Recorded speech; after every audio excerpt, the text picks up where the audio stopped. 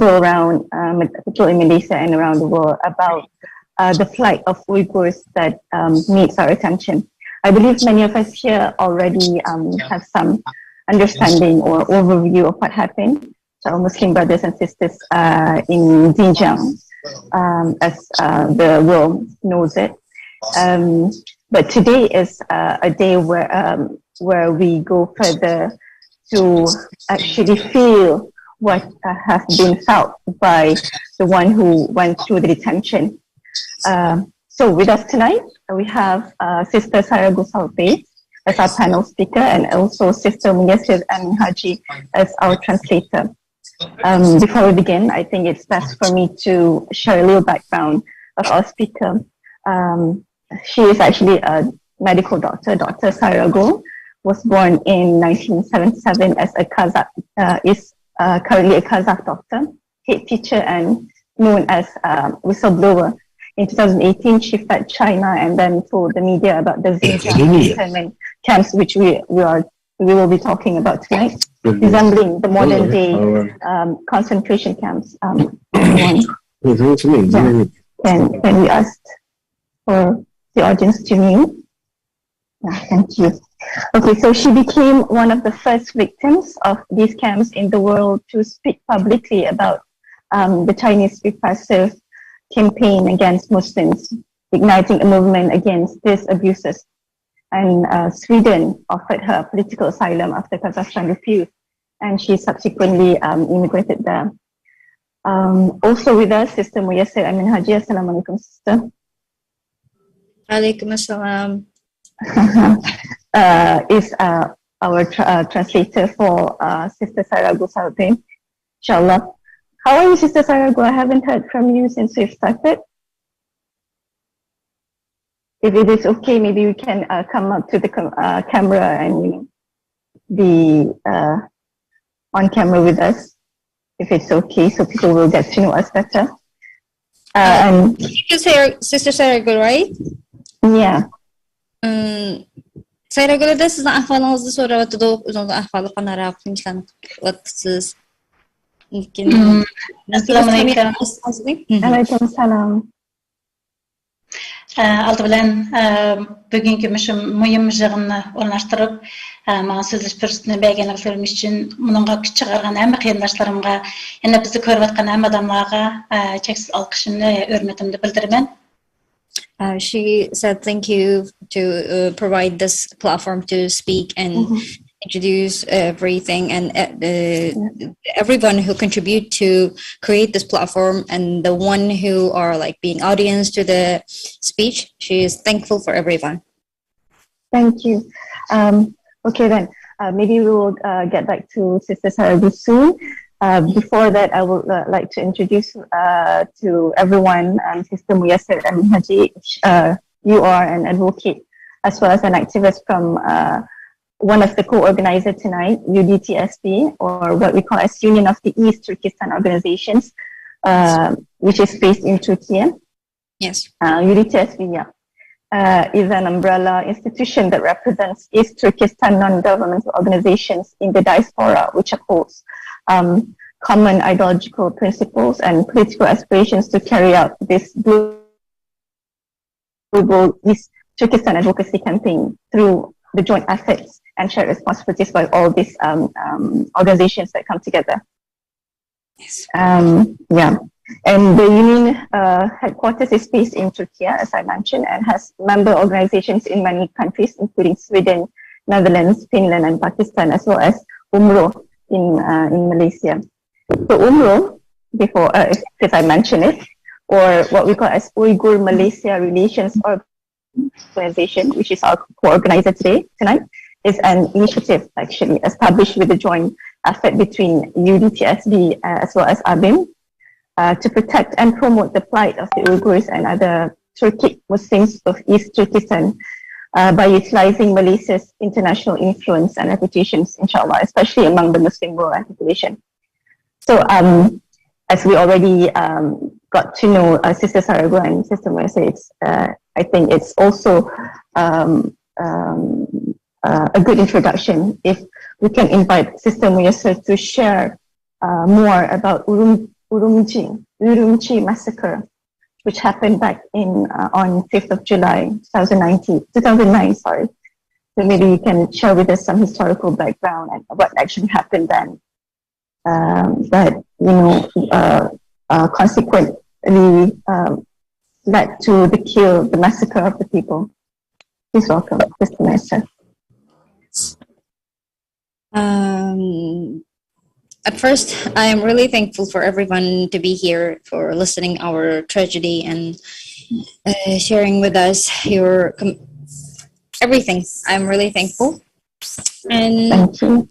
Remembering the thing and talking about it is really painful for all of us. It's really fresh today. Like 14 years ago today, actually a big riot happened in Urumchi because in 2009, June 26. In June 26, as you know that China has this policy to force labor from our villages, from East Turkistan villages. They force our young people, girls and boys, to work in the factories in Chinese cities.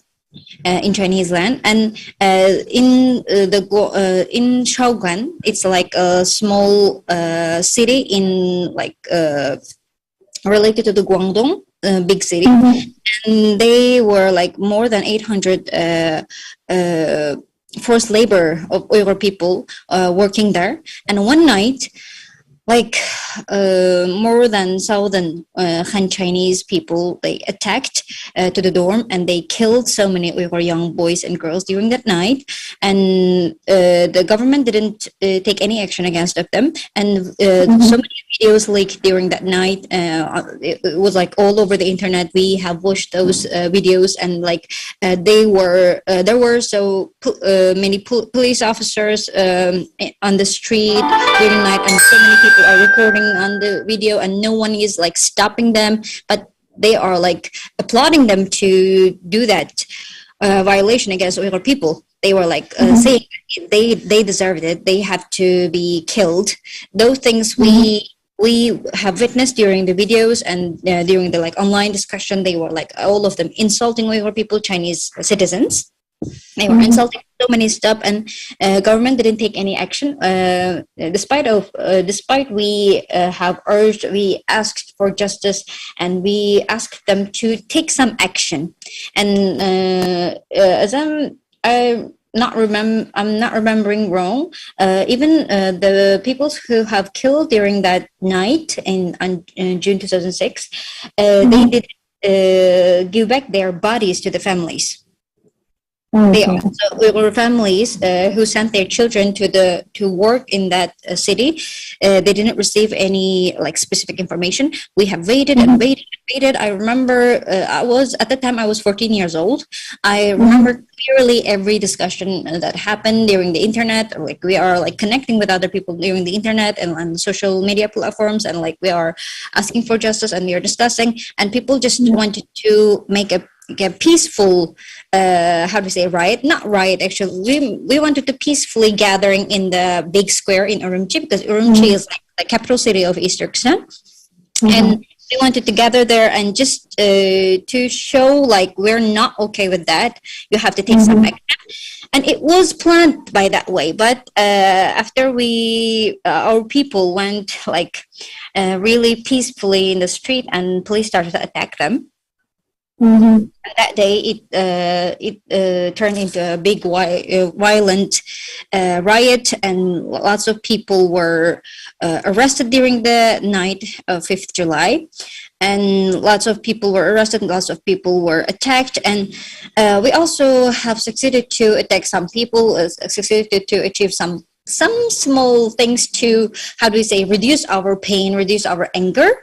But after during the night, and they started to arrest people, and the 6th July, and Chinese people, they started to go to the streets, and Chinese citizens they started to attack to Uyghur people as well. And after that, the 8th July, and they were arresting so many people and not giving any information. And our women started to go out and like start writing to ask about their sons and their husbands, where are they? And so many tragedy happened during those days. Between June and July, if I'm not mistaken. Yes, especially it started on 26th of June. Yeah, 5th of July, that big event. Like our people were like, we waited so much. I remember that I was like participated during the internet discussion during that time. I wasn't in Urumchi. I was like in another city, like far away from Urumchi. I was there, and I really wanted to participate that riot actually by myself if I were in Urumchi, but I was too young and I wasn't there. And nowadays I'm looking back, oh, it was so dangerous for our people, but they wanted to do something for ourselves, to seek justice for themselves. So it was that all of them wanted to make a peaceful walk to ask justice, but the police started to attack them and to ask for justice for what happened. They didn't give us any justice. After that, they cut down any internet for almost 2 years of East Turkistan. We didn't have any connection between each other, between the cities in East Turkistan, let alone to this event. After 5th of July, let alone to communicate with people who are abroad. We couldn't communicate with the people who live like a neighbor city in East Turkestan, because every kind of internet connection was cut down. And after that, they started to applaud any kind of like anti-terrorism act more severely, and everything like wearing a black scarf was like a sign of terrorism. Having beard was sign of terrorism. After that, like they didn't allow people to gather in street or in cafe, anything. It was like it started to get worse and worse and worse. And after 2016. The genocide has started. Actually, the genocide's like first step was made on July in 2009, 14 years ago. So it was all about like 5th of July massacre. We are like remembering every 5th of July every year that massacre and what happened after that, and like we want to draw the attention to the ongoing genocide and its root, and what happened before. Like the genocide didn't happen in one day. Like, those camps didn't happen in one day. It has like too many complicated history back there. So we wanted the people to remember what's happening, and we wanted the people to know. So we are remembering this day. That's like today is like 14th anniversary of that massacre. 14 years. Yeah, thank you. That's all. More than what happened in Syria. So it started off as I'm so sorry, Nancy. Yeah, it's okay. Thank you. So it started off as a peaceful gathering, not a riot, and they are young activists coming together to demand truth and justice. We cannot describe them as activists. We don't have activists there, because it's like forbidden to describe any kind of political. You cannot have any kind of political ideology. You are like just a good citizen. They were not like activists. They weren't any kind of people. They were like just some young people who have the cautious, who have the love for their people, who cannot stand with the injustice have done to our people. Like they were killed during that. Like I really wanted to share the video. I can. Maybe you can give some link for the videos. Share with us. You can see what happened during the Shogun. Like they were so. You want to show it now? I cannot, because something has happened. I can share the link, and you can see it by yourselves. Or maybe the admin can help. Okay, let me check Yeah, actually, you can share what Shafiq has described, because it's in Malay language, and we have like the video material by that. Let me the link. Like there were so many videos like on the internet. We have like constantly watched it again and again. The Chinese authority, they are capable of deleting any kind of internet content if they want, but they didn't delete anything. Like it was so controversial. Like we are seeing like Chinese people have this like iron bat on their head, and they are like hitting Uyghur young people with that bat, and like they're killing them to death. It's like So what happened was terrible, horrid, and So terrible. We couldn't sleep. We couldn't eat. We were like how can we like we couldn't sleep during those days till 5th of July. Everyone was in great pain. We are like everyone has of course, like was curious, and we don't have any activists. Like we didn't allow to be activists. We didn't allow to be like we weren't allowed to do anything. It was something really unexpected to do from the people of Uyghur. Like it was like something else. It's really different. China, everything is really different. I understood there were nearly 100 killed and more than 1,000 badly injured during the massacre, Urumchi massacre. Okay, so if we couldn't have the video with us I'm at the sending moment. it to, it's like on Instagram, on Facebook as well. I'm sending the link to the Fatin. Maybe Dr. Fatin would want to share with us.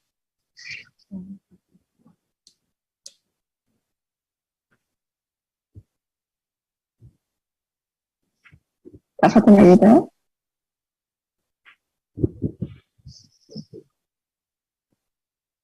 So we can say actually the 5th of July 2009 marked the date where this flight of Uyghur people has started. Since then until today, so it was like already 14 years from his from back then. Can you repeat the question, please?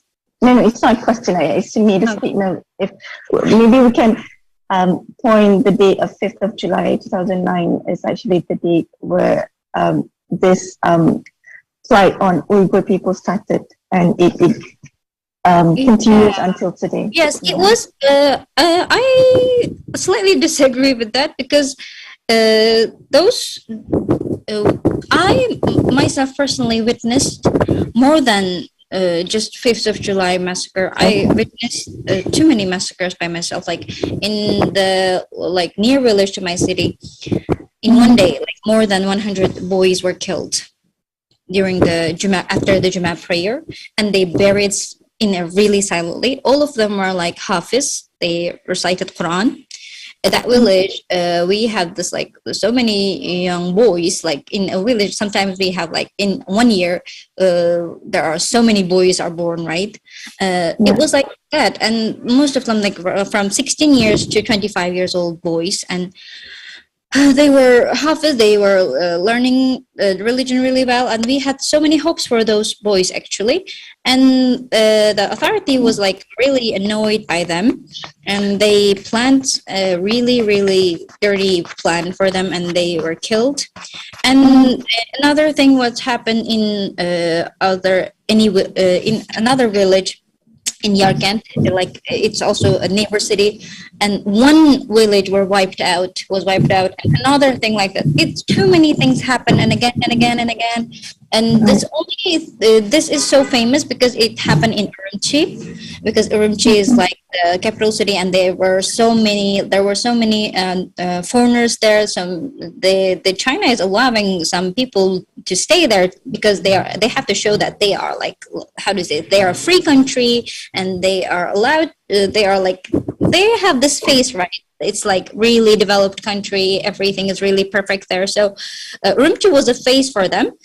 And but it happened there, so it got really famous. So actually, China's oppression over Uyghurs, like it started with 70 years ago when they invaded in our country, because you know that they have this like cultural revolution. During the cultural revolution, most harmed civilization, most harmed people is Uyghurs, us, Kazakhs, Uzbeks, Uyghurs, like East Turkistan people.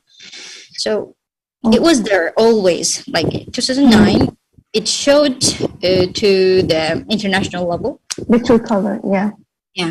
Like it began way before that. Okay, thank you, Sister Mia. So maybe we can come back to you when during the Q&A session, inshallah. So the question is for Sister Sayragul Sauytbay as our panel speaker. Actually, Dr. Sayragul, if I may, I was born in China's northwestern province and trained as a doctor before being appointed as a senior civil servant where he worked for China government in the detention center. As a Kazakh, she belonged to one of China's ethnic minorities who lived in what was known as today East Turkistan, or what the Uyghur people wanted the world to know it as East Turkistan, until it was annexed and renamed Xinjiang by the previous president, Mao Zedong, in 1948, if I'm not mistaken. 1949, sorry. So as a former medical doctor who was separated from her family, she was tortured, imprisoned, and faced so many executions for speaking out about the Chinese Communist Party, CCP, the question of Muslim minorities. So, Sister Sayragul, I would like to ask for your kind self to share with us your plight going through this, very horrible experience in the center, in the detention center.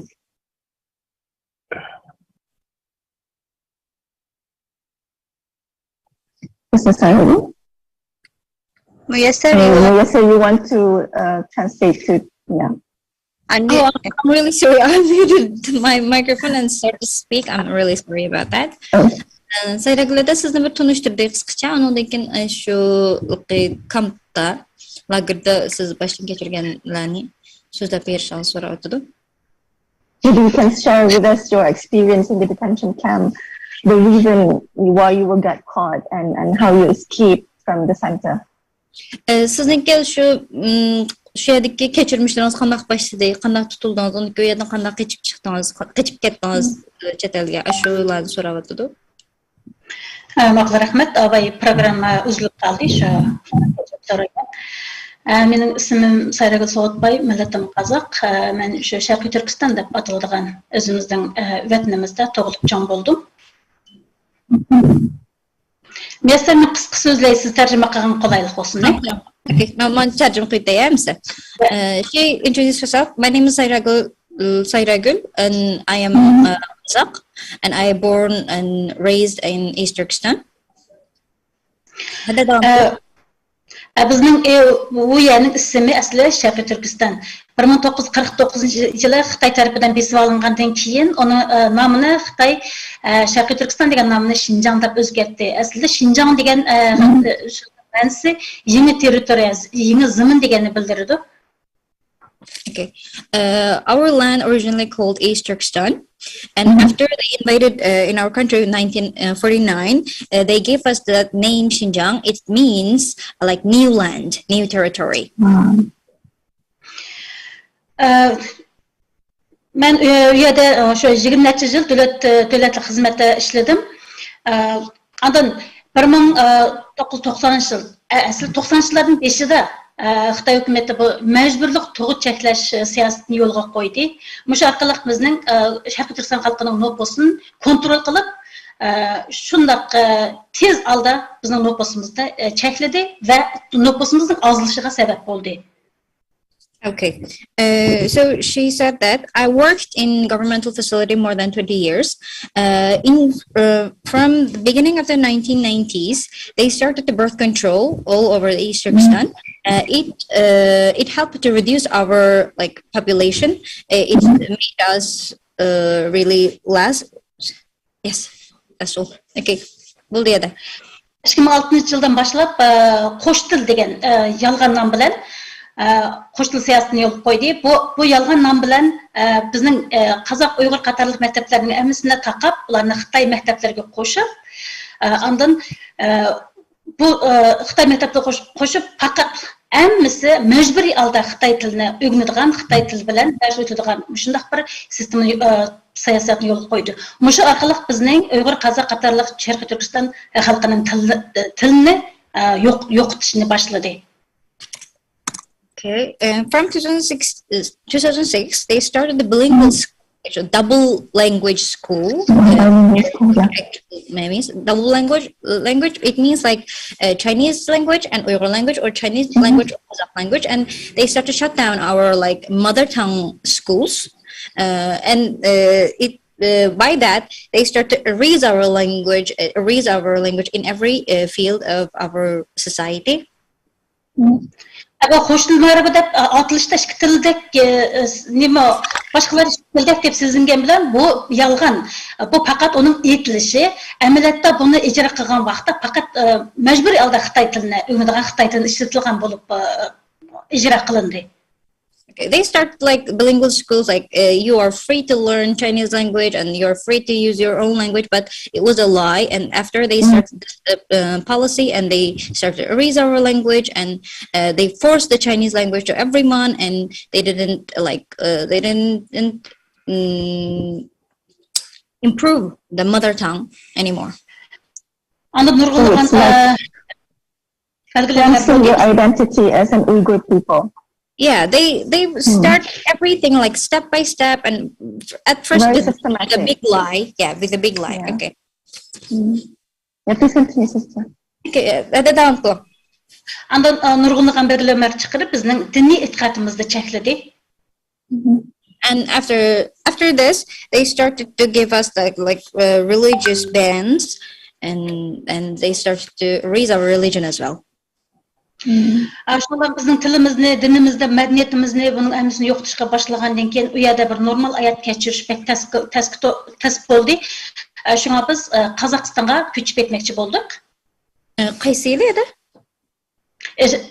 Biz mushu hozir davatmanmi tilimizni, dinimizni, madaniyatimizni yo'qotishga boshladi, lekin shundoq bo'lgandan keyin u yerda bir normal hayot kechirish tasbih bo'ldi. Shunga biz Qozog'istonga ko'chib ketmoqchi bo'ldik. Bu baldirar vaqtda edi. Okay, and after these policies started to happen, and we want, because after that we weren't like freely practicing our religion, we weren't freely speaking our language, so we decided to move to Kazakhstan.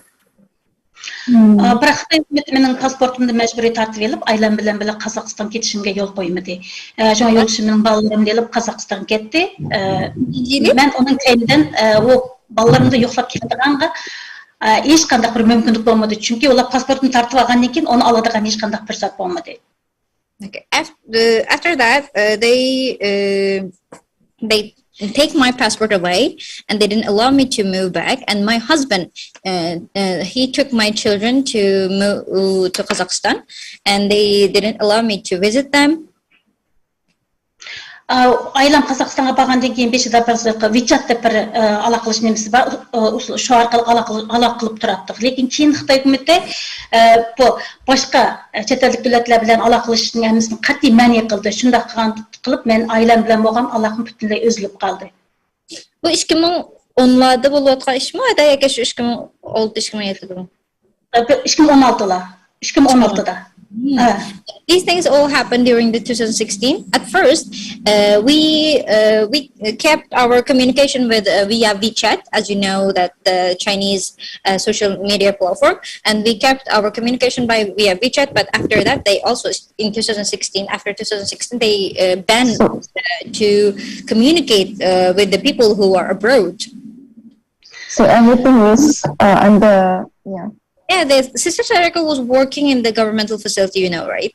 So, she was witnessing everything happening inside the governmental facility and what's their decision, and she was witnessing those things and started to how to say save herself, her family as before, but the government didn't allow her to do much, I think.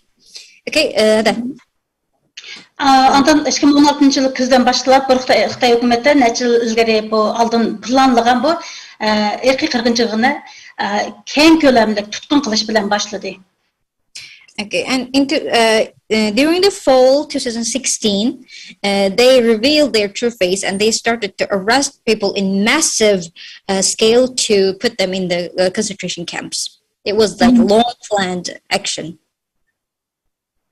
Сақшылар машинның авазы, сақшы машинасы авазын өйретіп 24 сағат айдынып жүрдіған болды. Яны олар ерім кечелерді үйлерге бастырып кіріп, адамларды тұтып, ерім кечелерді әкетішке башлады.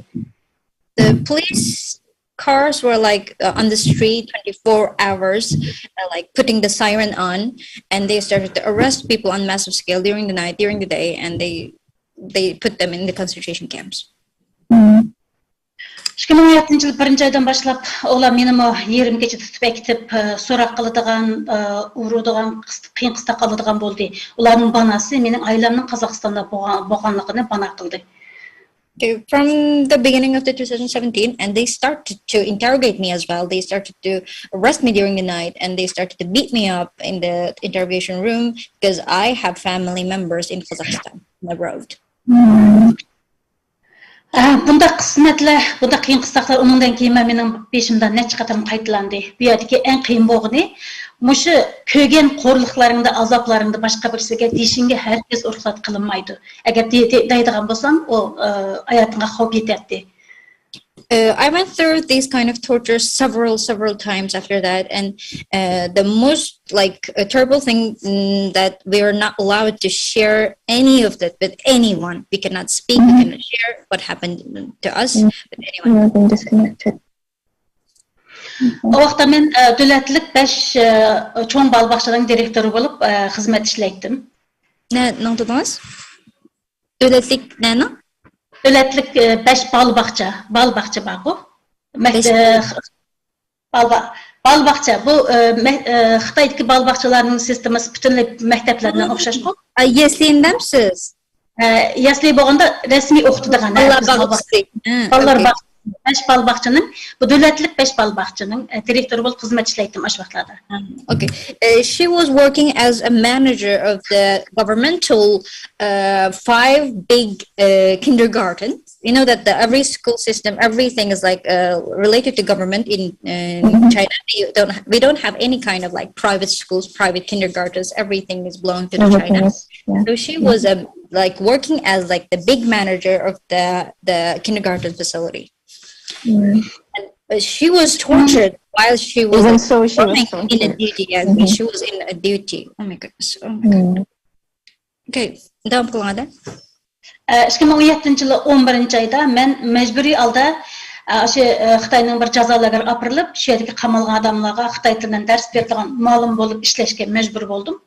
2017 qancha dediniz? 2017 yıl 11 ayda. Okay. In the November of 2017, she was forced to go to a camp facility, concentration camp, to teach Chinese language to the people who were detained in there. So she was a teacher for the the people who were detained there. The people who were from different ages, adult kids, and yes. Okutuvchi bo'lib ketgandaydim. Davom qiling. Men bagan o jazalarga türmeden beter qo'rqinchli. Shundaq bir o'limlarga deb sifatlashga bo'ladi. Chunki u yerdagi odamlarning hammasining qo'llarida kishan, qo'llarida ko'za, putlarida kishan, har ayol hammasining sochlari tushirib etilgan.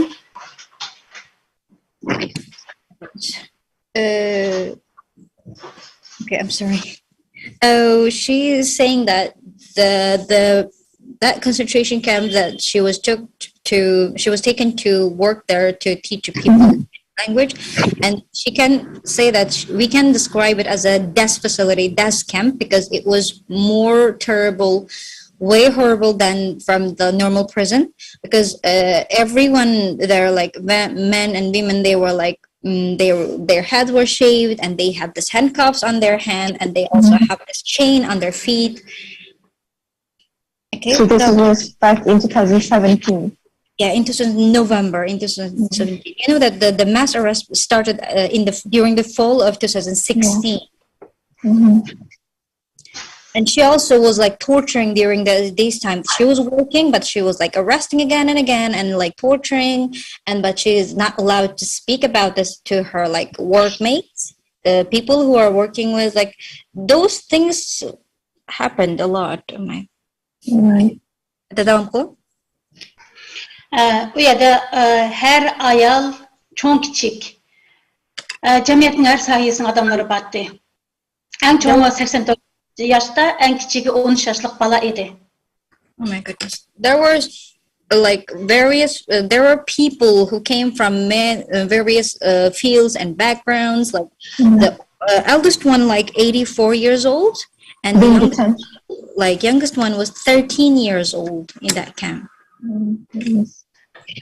Жазаларының тәртібі бойынша bir adam fakat bir kvadrat metre yerге yetiş gerekti деген şu бойынша hesapлаганда adetda bir 16-17 kvadrat metrelik küçük uyga 16-17 hatta 20 bo'lgan adamlar qisilib yotadi. So there was like there was a rule in that camp, like one person should like sleep in like 1 square meter place. Possible.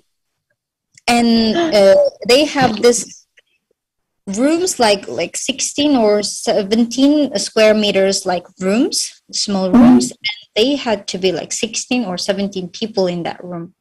Oh, God. This rule. That's horrible. So, Adamlar fakat on taraf bilan yetiş gerek edi degengiçe, ularning qo'zg'alishiga, boshqa harakat qilishiga fakat yo'l qo'yilmaydi. Buning hammasi kameradan, kuzatish kamerasidan ko'rinib turadi. Agar ular tuzumga xiloflik qilsa, ular og'ir jazoga uchraydi. Okay, and they were there's another ridiculous rule that they weren't allowed to like move or like flinch or anything. They were like supposed to like sleep, like lie down on their right arm, and they're not allowed to move a little bit. They had this surveillance camera in every room, and they were like watched by them. And if they had this like flinch or anything, and they were like faced to big torture. yeah.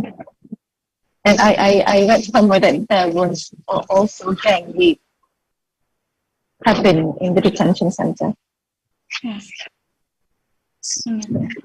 Жазаларның иштери әм yerде күзәтүш камерасы батты. Олардың әрбір іс әрекеті 24 сағат күзәтүштә болады. Фақат қары үй деп аталган үйдә күзәтүш камерасы юк edi. Чөнки бу үй шу yerге камалган адамларга әр хил васытлардан пайдаланып уларга ağır qiynaş жазалаш еп бардыган орын edi. Шуңа у yerде күзәтүш камерасы юк edi. Башка yerдин әммәсе дә бар. Hatta adamlar qamalgan bir kameranın özüde 4 bulunguda 4 oturusda bir çoğun 5 kamera var diye kuzatuş kamerası. Şuna bularning her bir iş hareketine 24 saat kuzatışta buladı. Bir öyünün içi 4-5'e kadar kamera. Ya bir adamlarni qamagan abayda deb o'tdim ku 16-17 kvadrat metrlik kichik uyga 20 adamlar qisilib yotadi deb. Aşında adamlarni qamagan uylarning birisida 4 bulunguda 4 oturusda bir çoğun kamera. Kuzatuş kamerası, 5 kamera var diye birinin işide. Andan başka koridorlar, başka yerden, hamma yerde kuzatuş kamerası ornatılgan. Fakat bir kar uyda batıladigan jaza uyda kamera yok edi.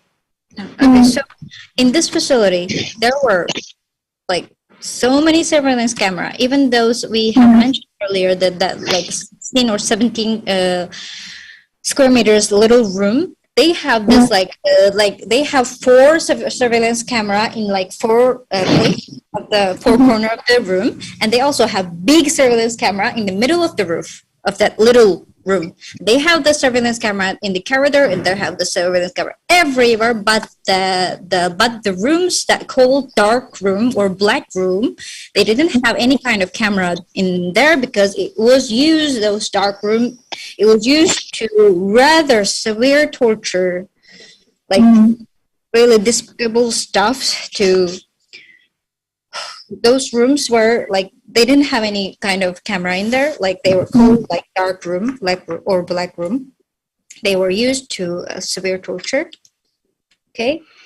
Anatda men ders o'tayotgan vaqtda sirtdan saqchilar bostırıp kirib, жазылайдыган адамларны şu söylep açık ketdi. Ona söylep açık ketgendiki ularni aşık uyda batladığan жазы uyga apırıp, şu yerде ularga ağır qiynaş жазалаш ep baratdı. Biz o aşık жаза uydan Qutquzumlar deb vaqirgan tinchlik ovozlarni ovozlar üzülmeydi. Okay, so she's saying that even while she was teaching the class, teaching the language.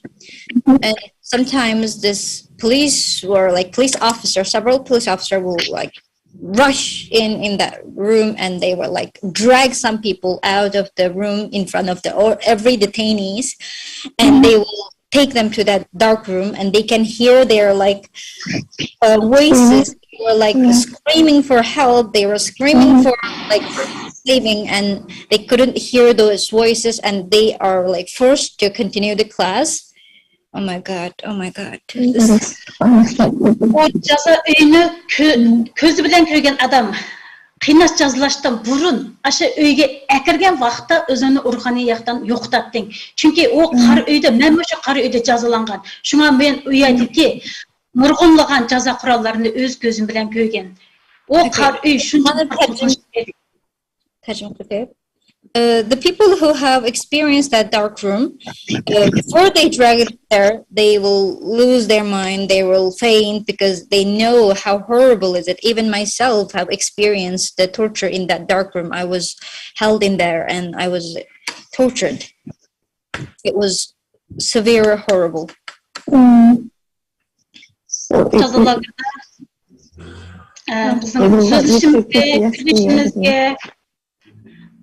Bir-birimizin paranışımızga asla yol koyulmaydı. Şunda tuzumları battı. In that room, in that camps, we have this rules like we are not allowed to speak, we're not allowed to look at each other, we're not allowed to and yes, don't want it. Anın qamalgan adamlar türlü sebeplerden mesela ölüp kaladigan, kıynaş jarayanda ölüp ketadigan, sakçılar tarafından yutkilip ketadigan, başka türmelerge ketadigan, şundaq türlü sebeplerden buların sanı azlap ketedi. Okay, the people's like number were reduced day by day because of the several various reasons. Like some of them were killed during the torture, and some of them were moved to another facilities. And these kind of reasons were like a reason to reduce in number. Like, so you're not even allowed to take care of each other. If that happens, you will get tortured as well. They're not. Yes, whenever they have this, like they suspicious, like they have any suspicious, like they have like just look at each other, and they were like that's another reason to get torture. And so many people were killed during that torture in that dark room. And I'm just curious, if I may ask, about the hygiene within the detention center. Is it being taken care of, or they just let you know? Okay, Sayragul'da şu kamplardaki тазылык meselesini soravatdı. Kanda kıllatdı. Sonra u yerda undaq тазылык degeni asla nim qilmaydi ular. Onunğa көңүл bölmaydi. Masalan, Daşı kamerədəki 20 neçə adam qamalğan kamerənin özüge tualet ornağa çelək qoyub qoyatdı. Aşı bir üydəki hem adamның çoğ kiçikləri daşı çeləkə oturatdı. Oh my god. They never cared about hygiene problems, even for toilet. They put a buckle in every room, that like a small space, and the people were forced to have their toilet do their toilet there. Oh my god! In front of everyone. This is like their it's what happened during the, like almost 70 years in their prisons. Whenever some people were arrested and they have served some time in prison, they will tell us like they don't have any like toilet. They will put a buckle in the room, and we have to go there, and they don't have anything to cover themselves as well. Like they have to do it in front of the other inmates there. This was like another level in concentration camps, because like they don't have any crime. Those people who detain in concentration camp, they don't have any. They're not criminals. They were only to torture. They were only to kill by themselves. So, like, have you watched the movies about the Nazis? What happened during the World War II? We have this imaginary of the camps from those films, right? It will help you to imagine it actually. It's that bad. So do you have any questions as well? So if we knew that you were there in the detention center and how you went through all this horrible terrors, how did you get out from the center? How you managed to escape? Okay. And this is şu lagerda müşundalıq cezalar Is it possible to? tutulupsız kurtuluş mümkün emas bir yerden qanaq tutulup çıktınız, qanaq qaçaldınız? Men hazır şu жазаларга işlik eng mühim bolgan bir nuqtani dep ötey dedim. Bu yerdeki ayollarning basqınçılıqqa uçuraşı bu daim bolup turgan iş, жазаларга işide. Hatta nöbetlisip basqınçılık qilish vaqasi bizning neçe adamning ko'z oldida yuz bergan. Şu qara oyun açıklandı sırtlı yüz berdi. Ya sırtlan bizni işküzdük adamni bir yerga yig'di, bir kuni bir cho'ng zalga yig'di. Şu bizning ko'z oldimizda ifade bu nöbetlashib basqınçılık qilish. Bu qurboni bo'lgan bir 20 yosh qizni chiqdi.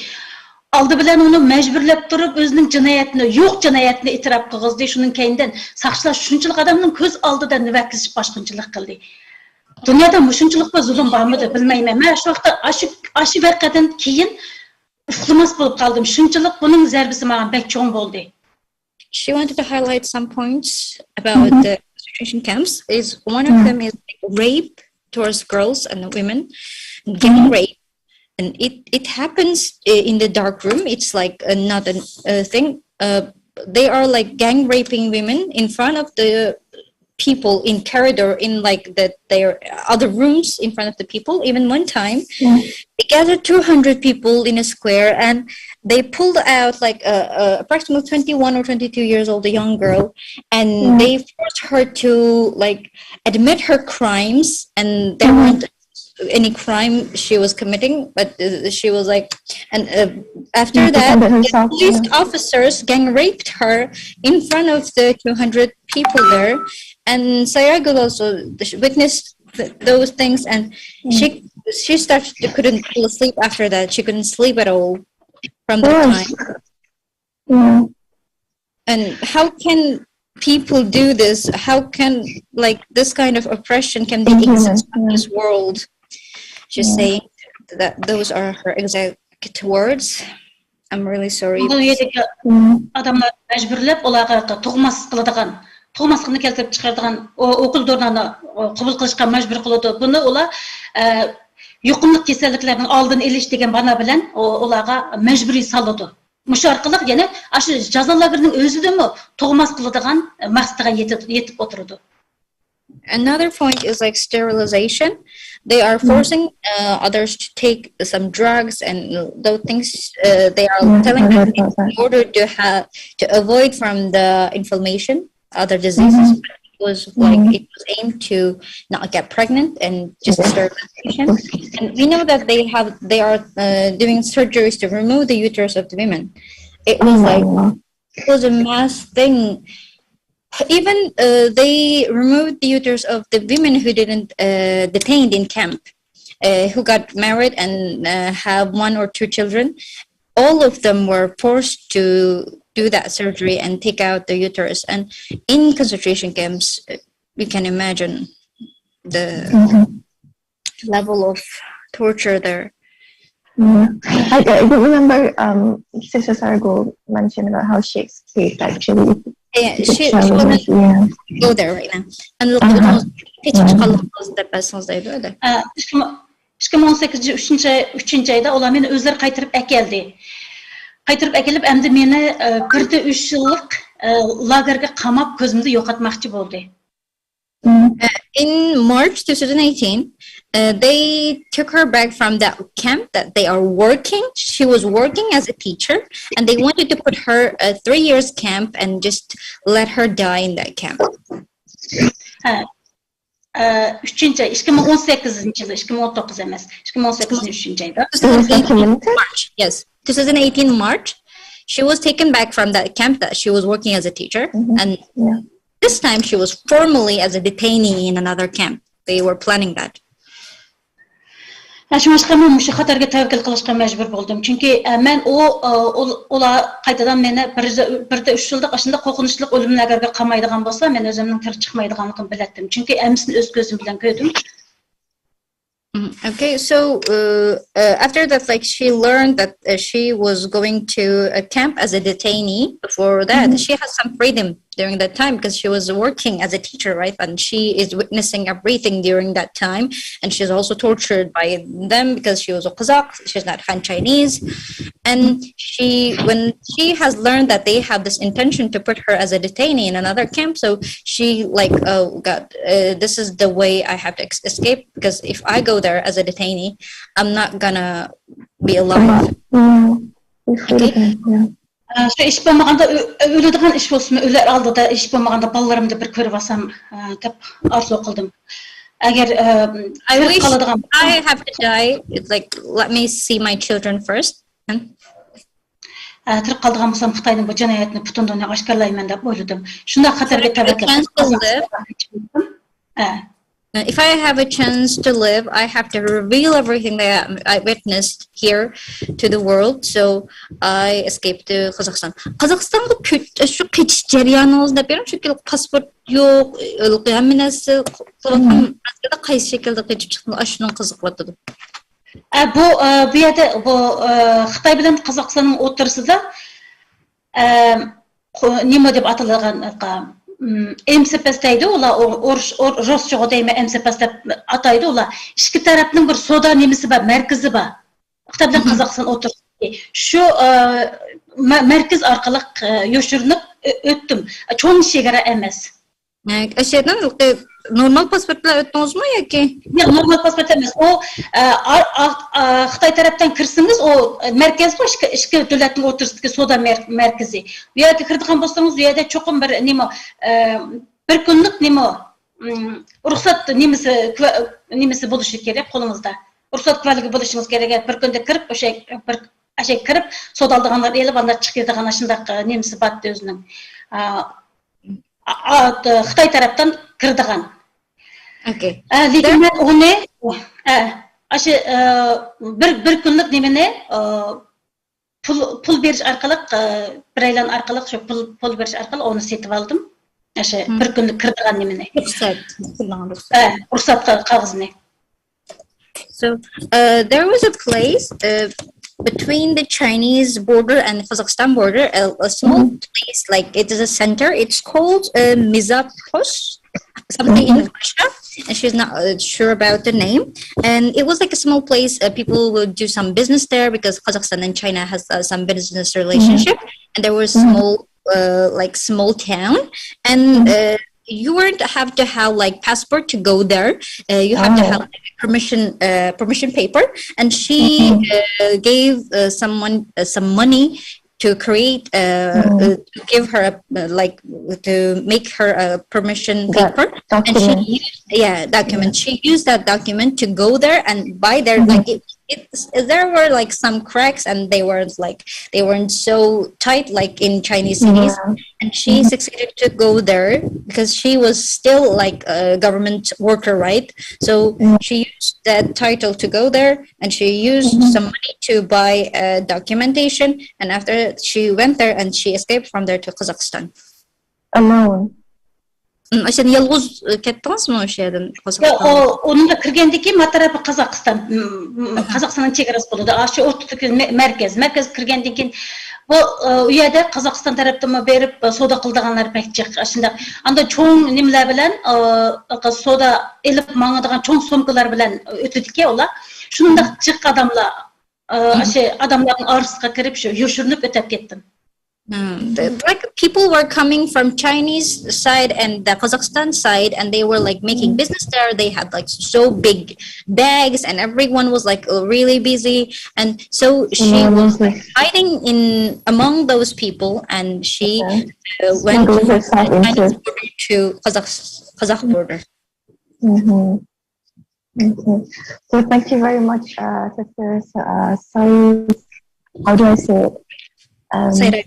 Sayragul and Sister Mayasur, for the very eye-opening stories behind what actually being reported to us in the media.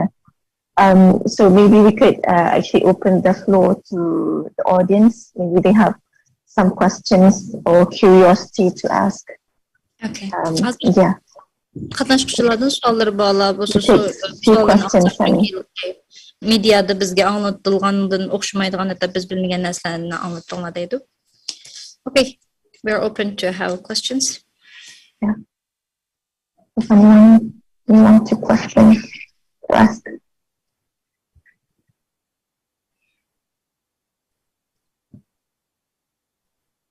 Assalamualaikum. Yes, Remember me? Yeah, I remember you. How are you? Oh, fine, thank you. Alhamdulillah. Okay, what's your name again? Sayragul? Sayragul. Okay.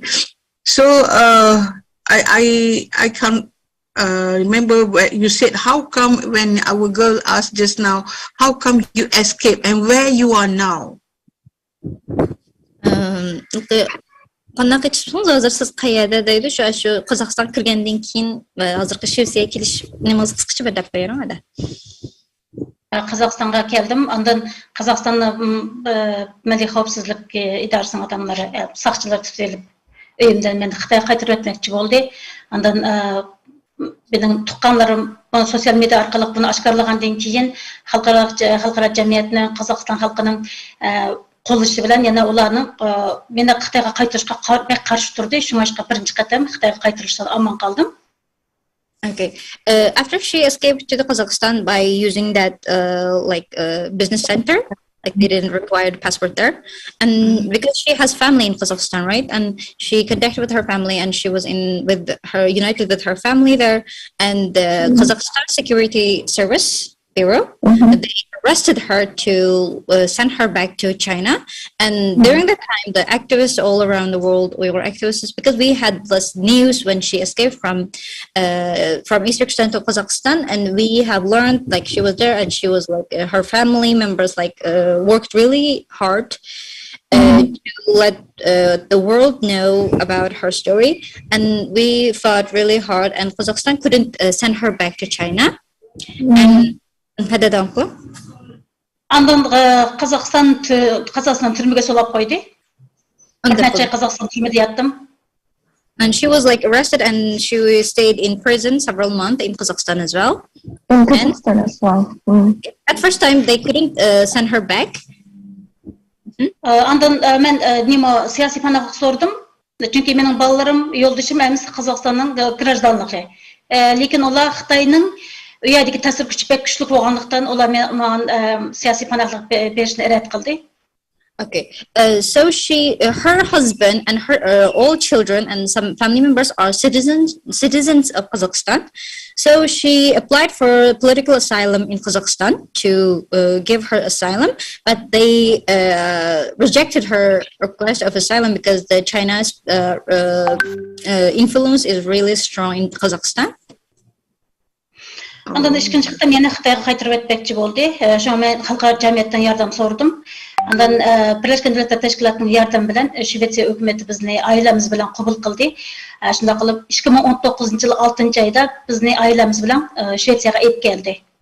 Okay, so after several months in Kazakhstan, she was released, and after some times back, she was asking for citizenship because her husband is citizen there, and they rejected again and again. And after several months, they arrested her again, and this time all the activists around the world, they acted really, we fought really hard, and UN this time, United Nations, get into the problem, and the Sweden give her and her family a political asylum in Sweden, and she is currently living in Sweden right now. Interesting. Migrated to Sweden. Oh, mashallah, that's a story. And we are very honored to have Sister Sayragul with us today, because maybe I haven't mentioned this yet to the audience, that in March 2020, she was actually chosen as an International Woman of Courage. And in March 2021, she was awarded the International Human Rights Prize for Women by the city of Nuremberg, Germany.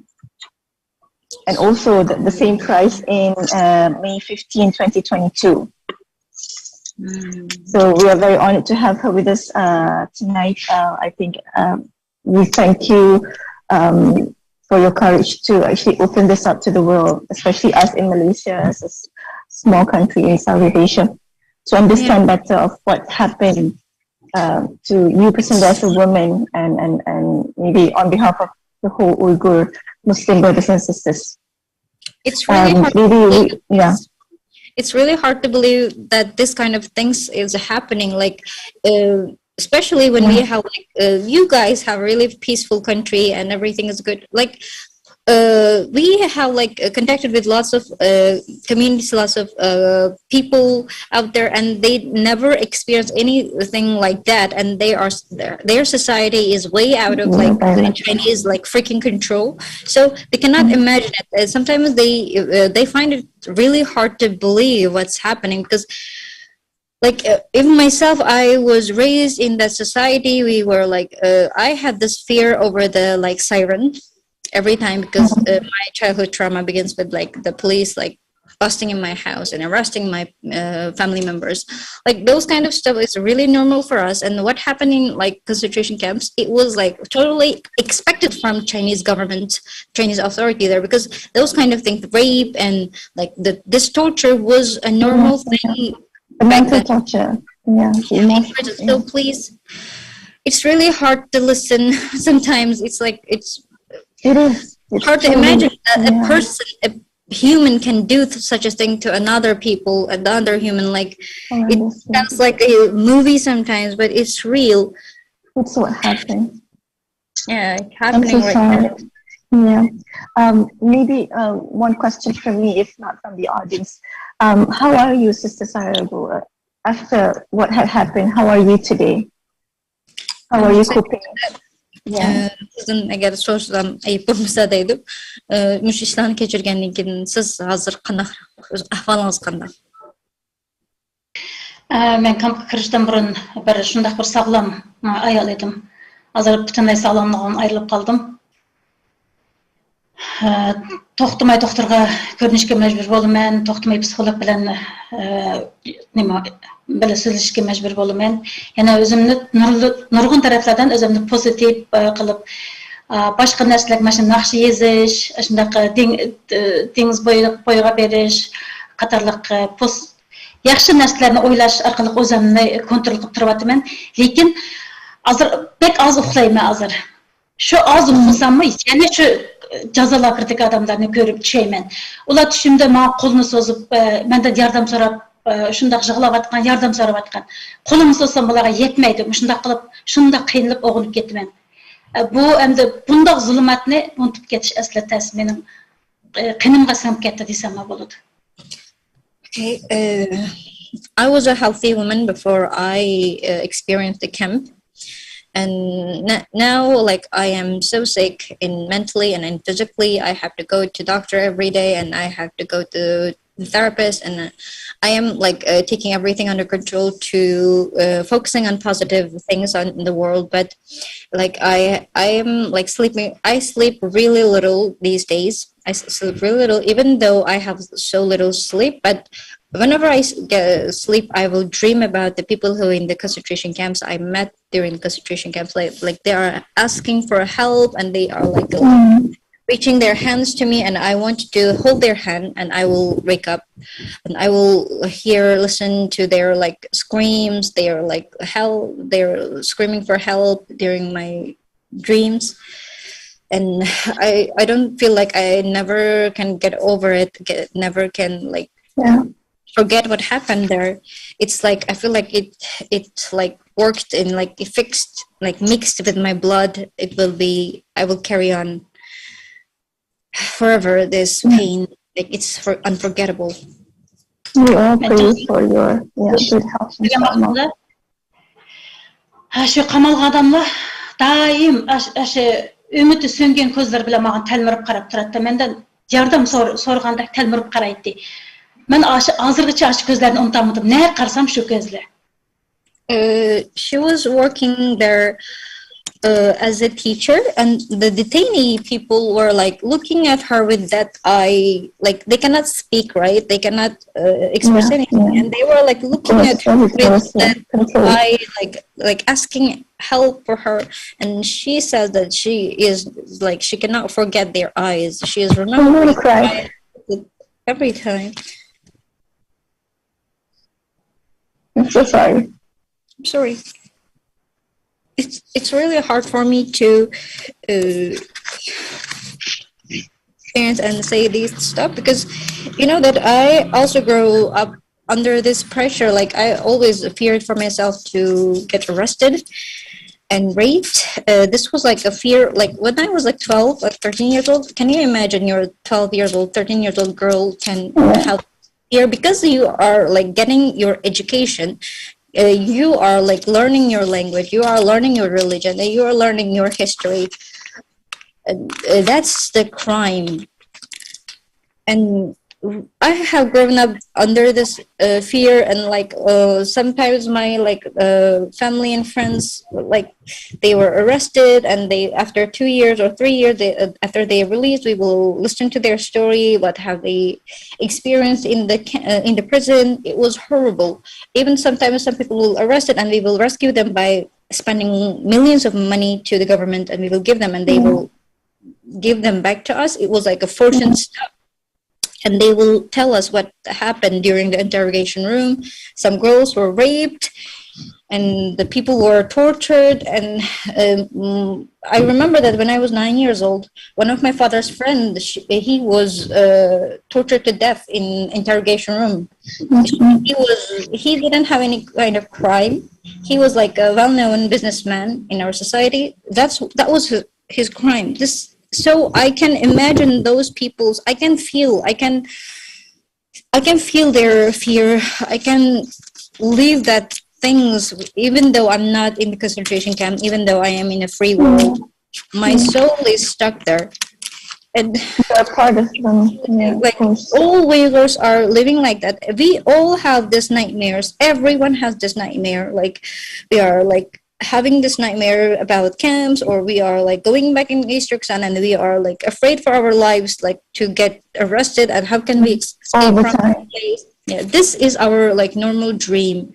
Whenever I go to sleep, I will dream that. Whenever we gather, we will talk about other stuff, and eventually we will end up talking about our dreams. And everyone, even from Turkey, from all over the world, Uyghurs are having the same dreams during the night. We are like up sleep. This is our reality right now. Sister Nahi? Yeah. Okay, I'm Duria from University of Malaya. Assalamualaikum, Sister Muyasser, Sister Sayragul. I met Sister Muyasser when she was in Malaysia a couple of months ago. We brought you to our mosque, and you gave us, you shared your experience with us. Okay, first of all, I would like to thank Sister Sayragul for sharing with us your experience, your bad experience actually. And I would also like to extend my appreciation to Sister Muyasser for being the translator, and of course reliving these bad experiences again and again. We pray that both of you will stay strong, just like the rest of the others. Yeah. Okay. My question is, with the current situation, obviously all of you have undergone post-traumatic.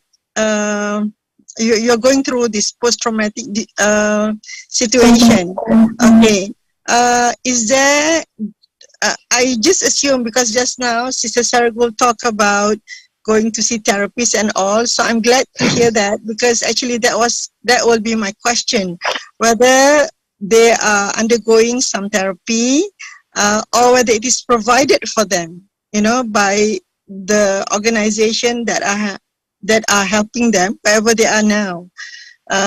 So is it true you have that kind of therapy, that kind of is being given to all of you? My question all is that. Uyghur in diaspora or just for the sister Sayragul or me? No, for all of you. I mean, when I said you obviously need one of those also. You need it. I mean, for us who have heard you once or twice, it's already very much affecting us. What more you who have to relive it, you know.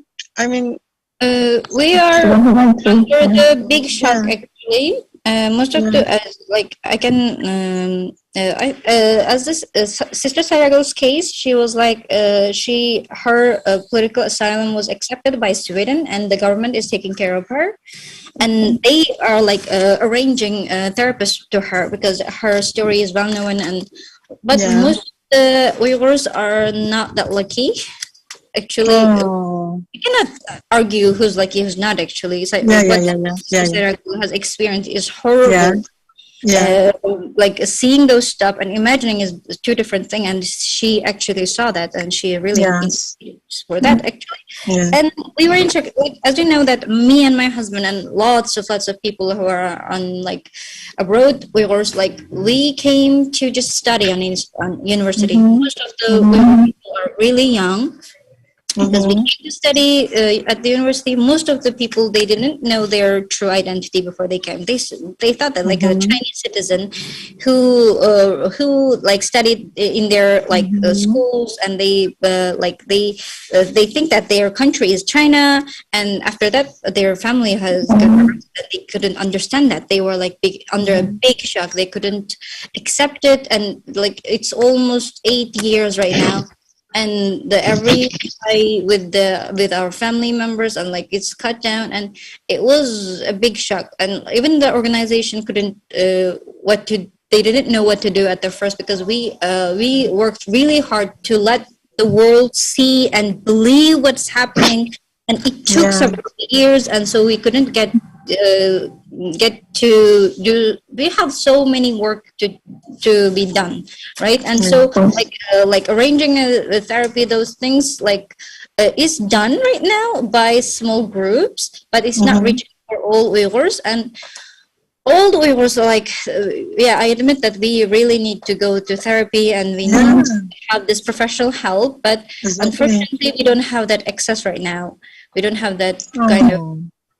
There are some Uyghurs who have like financially and capable, and they have this like chance. They are doing individually. They are getting that help, but most of us we cannot. We couldn't. Is there a way for you to reach out to the organization that are taking care of you, to have some? You know, I'm sure they could get volunteers once a week or something like that for some people to just see you, so it's like an open clinic for you and the others come in, take turn coming in. At least, you know, I think if it is if it is in Malaysia, it's something else. But I mean, I'm very certain they would be able to do something, but you need to tell them. Although it's quite obvious that you need it, but in case they don't realize it, I think it is good if you can try. Sister Mayasa? Tell your whoever is the person in charge to do that. I wish I can turn on. I'm using my phone now, and my camera just doesn't want to come on. So I'm sorry that you are just hearing my voice now. Okay. You gave me a medicine, right? Yes. For my panic attack. I remember that. Yes. That's all of you. All right. But I think we are like planning some projects on that, because you know that like we most of our people like under the big shock, so they couldn't admit like they have the psychological issue right now. They are they're not like they're in denial that we're reaching out for teenagers, and we are doing some work to like improve our psychological health, mental health. It's like in progress, but it's like in a really small step. Even myself couldn't manage to get a therapist. That's the problem. Easy, maybe Nahi, that's something that everyone can do, because I'm sure there are psychologists. Yeah, can just Inshallah, do we'll it see it. via Thank you very online. much for the feedback. Yeah, we'll get to the people and see how we Yeah, can help. yeah, yeah, yeah, exactly. Yeah. Okay. So Sister Muyassar Ali, thank you very much, and also Sister Sayragul Sauytbay. Maybe the last question from the organizers for Sister Sayragul. What would you want us to know more about, or maybe do better in regards to helping, other than psychological help, inshallah, your Uyghur sisters and brothers in other parts of the world? Okay. Yeah. Мен анда да bir professor hadimiz Malaysia'daki Uyg'urlarning hozirgi psixikalik yordamga ehtiyoji borligini va bu haqda nima qiladiganligini so'radi, shunga javoblarni berdim. Ankin hozir o'rlashtirg'ich taraf sizdan so'rayotdi. Siz bizdan nimalarni kutasiz Uyg'urlarga, Uyg'ur tengdoshlarimizga, ayollar uchun nima ishlarni qila olishimiz mumkin, nima qilishimizni kutasiz? Albatta, psixikalik yordamlarni qilsak, bundan boshqa men nimalarni qila olamiz deydi. Ben Malayziya hükümetinden, Malayziya parlamentinden başka şu Amerika başlagan azırgıça 10 neçe dövlet bu Xitayning jinoyatini erkiy qirg'inchilik deb rasmiy e'tirof qildi. Men Malayziyadagi bir kuchli davlatning shu qatorda ko'rinishini bu Xitayning jinoyatini erkiy qirg'inchilik deb e'tirof qilishini umid qilaman. Okay. Firstly, she wished that Malaysia can be one of the countries, like right now internationally they are like admitting or like recognizing that what China is doing is like a genocide. She wished that Malaysia can be one of the country. Müslümanlıktan bir pezleti. Buramiz bir Müslüman buluş sıfatımız bilen Müslümanlıktan en bir pezleti Müslümanlar pezleti demez men özümün bilişimçe o çok bir cinayetni köygen vaqtda onun ko'z yumup qarash bu bizning pezletimizga to'g'ri kelmaydi. Biz çokum adalet tarafta, haqqaniyat tarafta bo'lishimiz kerak. Biz aşı cinayetni ko'rib turib, cinayetni ko'rib turib yana shunga ko'z yumib qarasak, biz aşı cinayetga sherik bo'lgan, aşı cinayetni qo'llagan bo'lamiz. As a Muslim, we have duty to stand by the justice, stand against the people who are oppressed, who like do the oppression. So we have to stand by the people who got oppressed, and we have to stand by the justice. She wished from Malaysia to act on that way. Inshallah. Xitay rejimi Kur'an'ı küydürdü, onunla nurg'un haqoratlarni qildi, mesjidlarni chaqdi, u yerdagi nurg'unliga ata bolalargacha bolalar butunlay bir-birisidan ayirib ularga to'kmat chaplab, yolg'on jinoyatlar bilan ular turmalarga, lagerlarga, bolalarga qamadi. Ular bir-birisidan ayirdi, nurg'unlagan ailelerni mushunda qilib vayron qildi. Bu insonga qarshi bu jinoyat hali ham turli shakllarda ham davom qilyotdi. Shunga bu tarafda mayli musulmonlik tarafdan bo'lsin, mayli haqqaniyat tarafdan bo'lsin, mayli bir insoniy tarafdan bo'lsin, men Malayziya hukumatining xalqining biz tarafda turishi, bir haqqaniyat turishiga bir to'liq nimasi bor deb hisoblayman. So China has attacked our religion. They burned Quran. They destroyed the mosques and turned our mosques into bars, into clubs, and they separated our families, and they destroyed our like Muslim society. So Malaysia, she thinks that from like Muslimhood or from the humanity side or from the justice side, like she wants Malaysia to take an action on the behalf of the justice for Muslim people, yeah. And like give a sound in international level, stand by our side. Please some voice on that issue. Şunu taqtiş arqılar gene nurg'unlagan erkek qirg'inchilikqa oyat bo'lgan sifatlarni taqtiş arqılar Malayziya xalqini bundan ularning bir xabarning bo'lishini, Malayziya xalqining bu jinoyatni bilishini, yana biz haqqaniyat tarafda turib, qo'ldan kelgan ishlarni biz uchun qilishini umid qilaman. Bu bir pek mühim dep qarayman. Çünki bu qırğınçıq elə həm davam qılıb atıdı. The genocide is ongoing. I want Malaysia stand by our side on international level as well and spread awareness in the country because that on the media and like on the main platform they are not internationally they're not giving space for Uyghur cause, right? The genocide is ongoing. She wants the Uyghur cause is spread in Malaysia among the people, and the people of Malaysia know what's happening to the Uyghur people, what's happening in East Turkistan, and that they have to know that there is a genocide. The inside stories, yeah.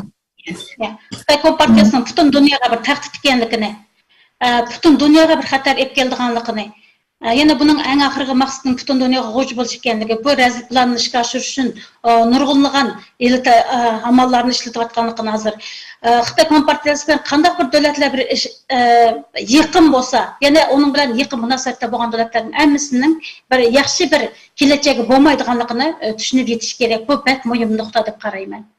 And she wants other people, other countries to know that the CCP, Chinese communist is like a really big threat and danger towards not only for us but only for the world, because they have this vision that to be how do I say, the big boss of the world.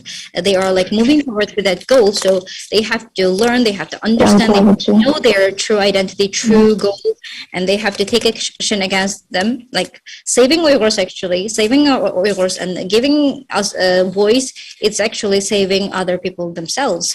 She is emphasizing again and again. Yeah, inshallah. Please. Thank you very much. She's thankful for everyone. She's saying she is sending her gratitude. Thank you very much for tonight. Yeah. Thank you to come up front and listening for us, providing this platform for us. I am really thankful, grateful for your help. Thank you. Yeah.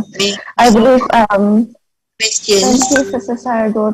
Thank you very much, Sister Marissa, for being a very good translator, to be able for us not to only understand what happened, but also to be able to relate to the hardship that every one of you going through back then and until today.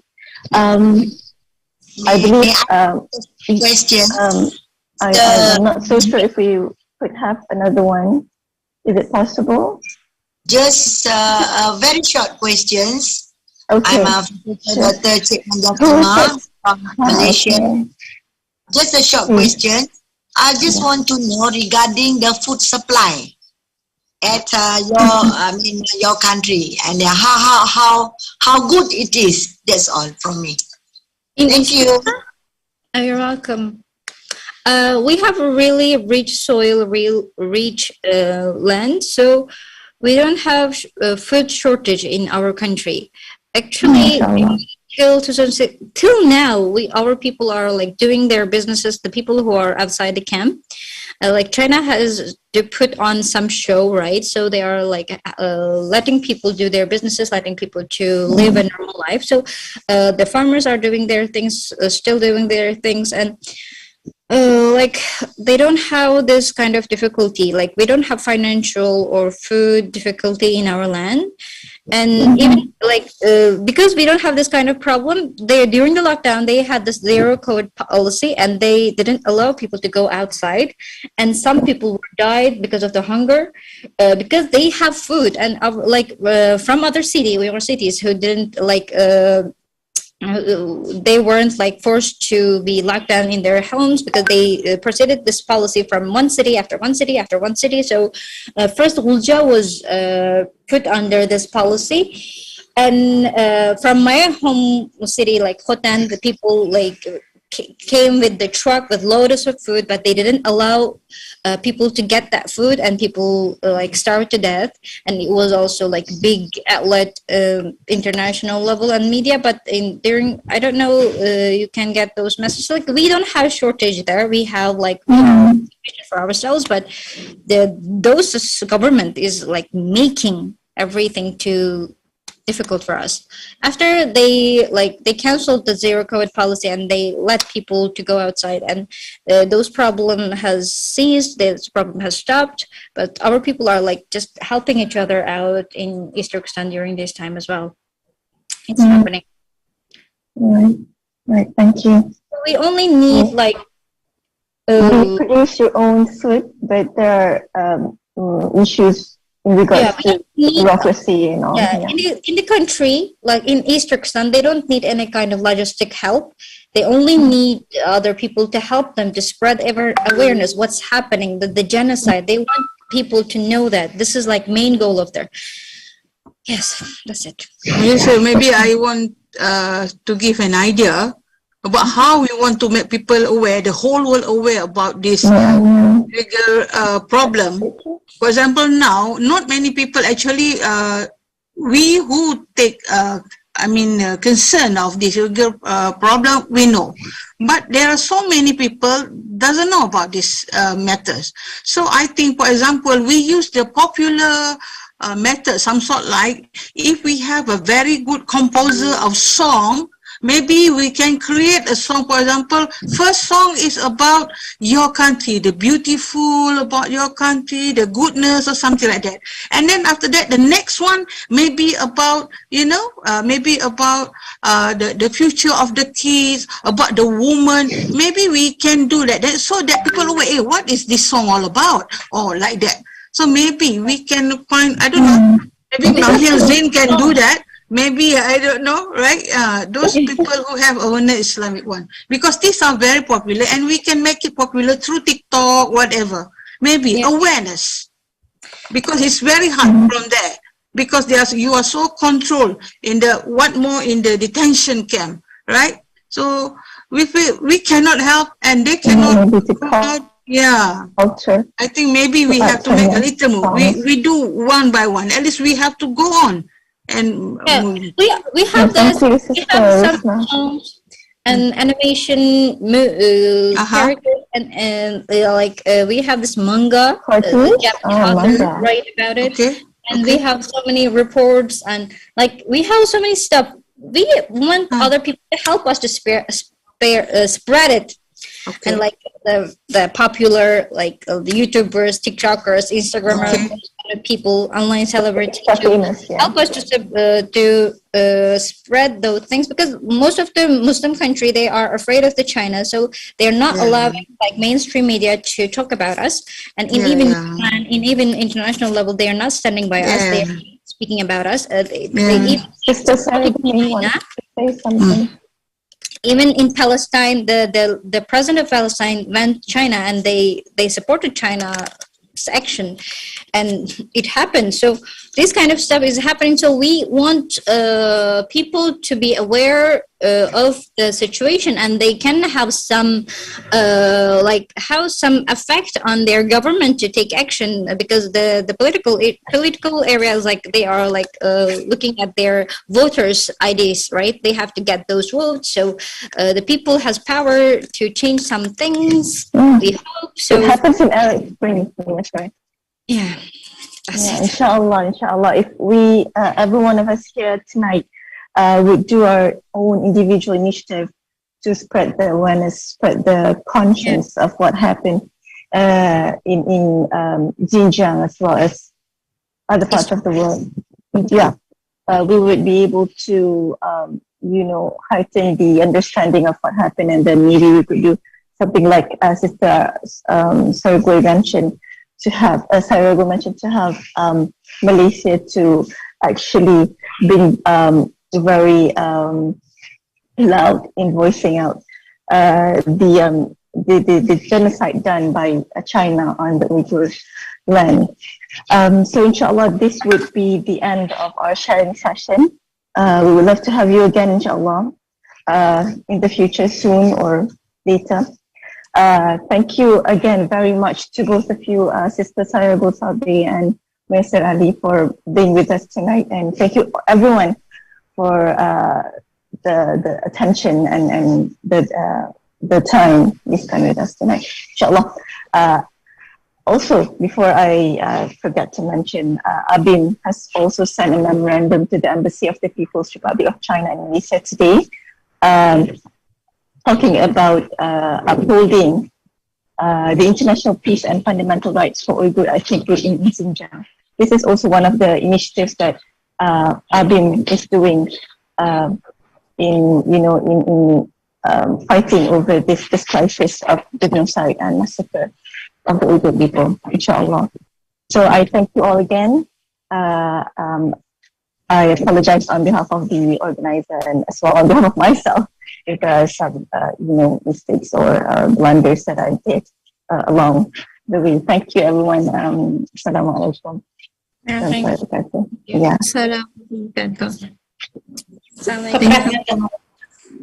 you, Nahi, Yasser. Thank you. And so, Sister Sayragul. How can we say thank you in Uyghur? Yeah. Nahmat? Nahmat. Yes. Nahmat. Azmaidu, Bizrahmataytimiz. You're welcome. Okay. We are thankful. Yeah.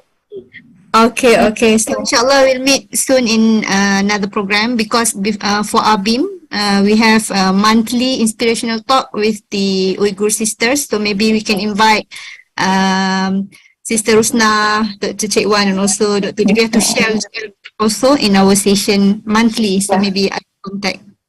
So yeah, all the suggestions. yes. The songs, the psychological sessions. So maybe we could look into it in the future together. Inshallah. Maybe we can do some projects on that. Inshallah. Thank you so much for the suggestions, for the help. Yeah, thank you. What is the time now? Oh, time. Yes, sir, it's in Turkey. It's 5:34 p.m. It's 5 o'clock. It's big time still. Because I hear azan. I hear azan maybe from your phone. Asar. Asar. No. Maybe Sister Sayragul. Yeah. It's in Sweden now. It's 4 o'clock. Okay, so thank you everyone. Thank you Nahi. Yeah, thank you juga. Sister Rusna dan semua lah. We Assalamualaikum. would love to have you here, inshallah, Muyassar and Sister Sayragul in Malaysia, inshallah. Inshallah. Thank you. Rahmat.